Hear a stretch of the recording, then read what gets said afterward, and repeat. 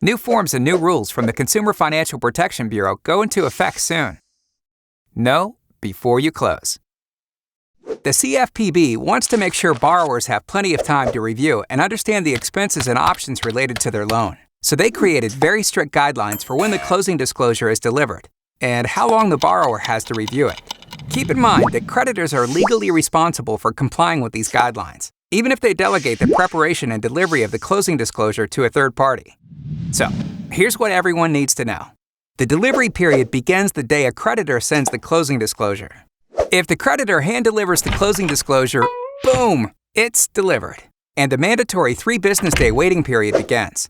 But if it's sent by mail, email, courier, fax, or carrier pigeon, a delivery period of 3 business days is allowed.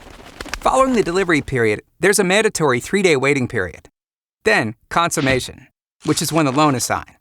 So, let's say the creditor sends the closing disclosure by mail on a Monday, right? Well, that means it should be received by Wednesday.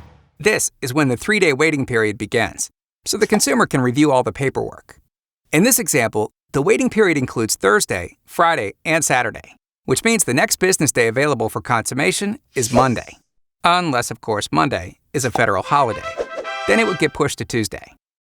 If signing is scheduled in advance and ends up falling within the waiting period, the creditor needs to reschedule.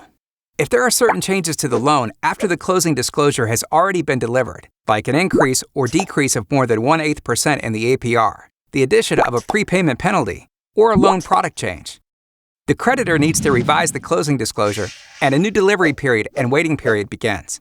The CFPB is pretty serious about these guidelines and will hold creditors responsible for any errors. The good news is that we've done our homework and we're here to guide you through. To learn more about how the CFPB changes impact you, contact a local representative.